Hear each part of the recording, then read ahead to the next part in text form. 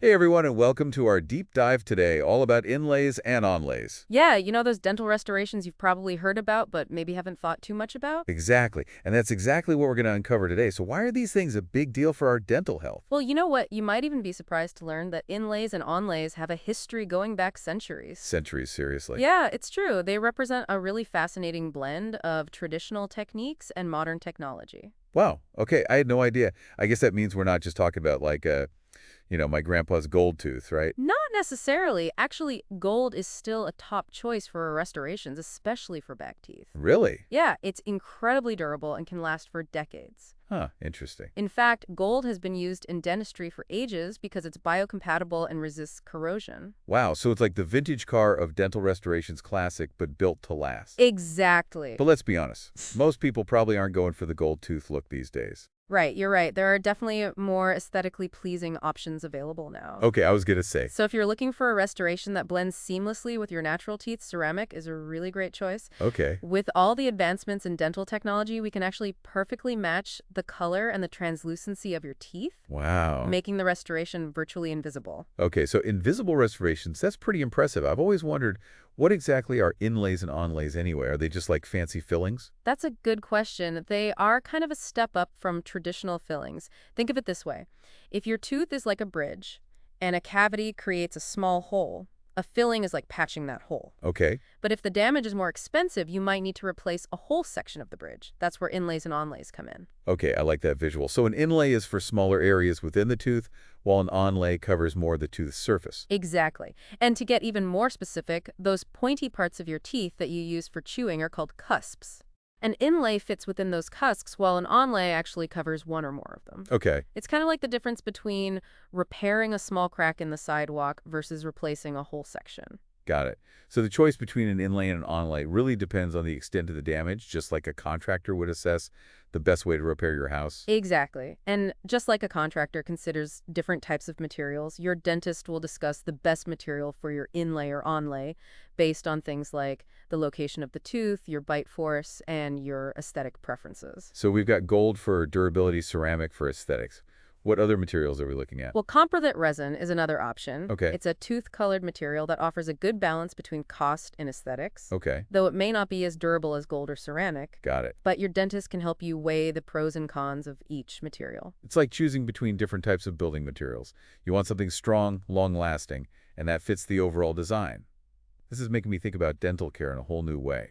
And that's really the point of this deep dive, to give you a better understanding of your options so you can make more informed decisions about your dental health. Speaking of informed decisions, what should someone expect if they do need an inlay or onlay? Is it a long, drawn-out process? It's typically a two-visit process. On the first visit, the dentist prepares the tooth by removing the decay and taking an impression. Okay. And then you'll get a temporary filling to protect the tooth until the second visit. Okay, and then what happens on the second visit? Well, the custom-made inlay or onlay is created by a dental lab, and then it's fitted and permanently cemented into place. Uh-huh. It's a very precise process that ensures a perfect fit and a natural look. So you're telling me I have to, wait for a dental lab to make this thing. What if I'm impatient and I want it done right away? Well, in some cases you might not have to wait. There's a technology called CREC, Okay. which stands for Chairside Economical Restoration of Aesthetic Ceramics. Wow, that's a mouthful. It is, but basically it allows dentists to design, mill, and place the inlay or onlay all in one appointment. Hold on. So it's like 3D printing for my teeth. That's a great way to think about it. Technology really is changing everything. That's pretty awesome. Regardless of how it's made, what can I do to make sure this inlay or onlay lasts? Well, good oral hygiene is really crucial, just Yeah. like with your natural teeth. Yeah. That means brushing twice a day, flossing daily, and using mouthwash. Got it. So pretty straightforward. But are there any, specific things I should keep in mind with these inlays and onlays? Yeah, you know how we talked about how inlays and onlays can extend into those hard-to-reach areas between your teeth? Right, like replacing part of that bridge. Exactly, so paying extra attention to interdental cleaning is key. Okay, so like floss, interdental, brushes, water flossers. Exactly, whatever works best for you. Got it. Floss like my smile depends on it.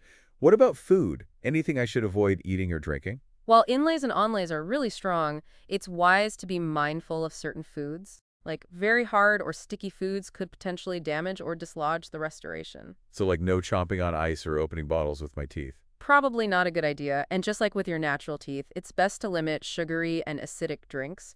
as those can contribute to decay over time. Okay, so same rules apply as with my natural teeth.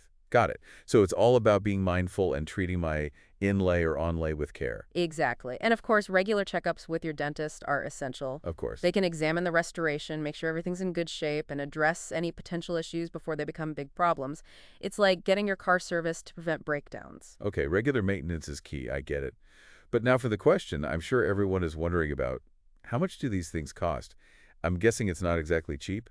You're right. Inlays and onlays are considered a major dental procedure. Okay. So they do come with a cost, but it's important to remember that they are a long-term investment in your dental health. We did talk about durability, but just to put it in perspective, how long can I expect this thing to last? With proper care, an inlay or onlay can last anywhere from 10 to 30 years, sometime even longer. Wow. Okay, that's a lot longer than a filling. Okay, so back to the cost. Give it to me straight. What are we talking about here? Well, the price can vary depending on several factors. Okay. Things like the material used, the size and complexity of the restoration, the dentist's fees, and even your location. So a lot of variables, but just to give our listeners a ballpark, what's a typical range?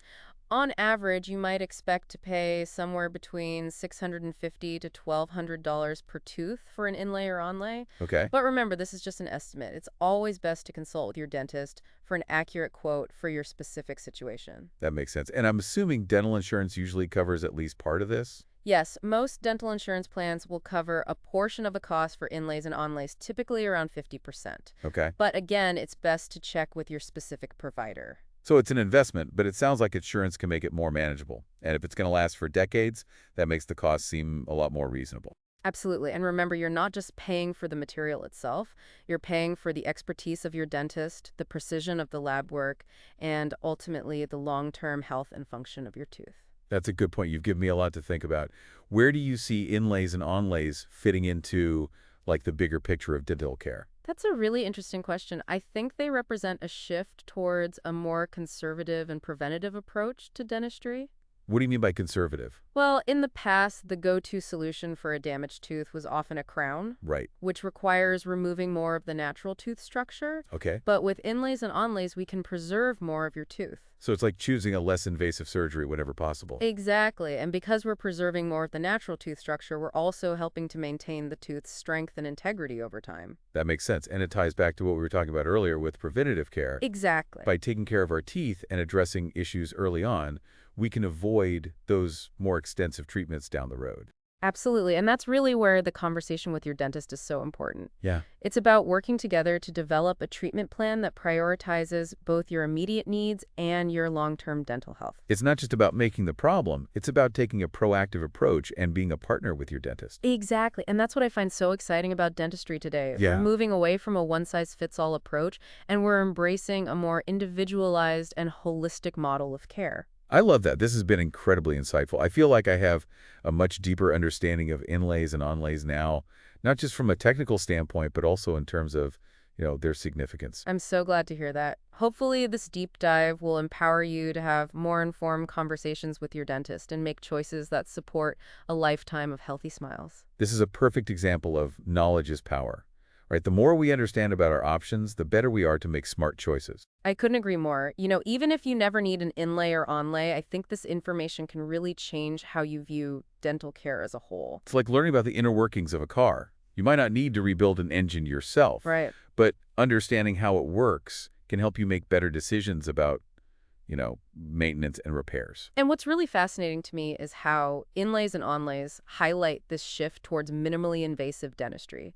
It's all about preserving as much of the natural tooth as possible, Yeah. which ultimately leads to better long-term outcomes. And it seems like that philosophy extends beyond just inlays and onlays. It's about taking a more, proactive and preventative approach to dental care in general. Exactly. It's about understanding that our teeth aren't just isolated units. They're part of a much larger system that impacts our overall health and well-being.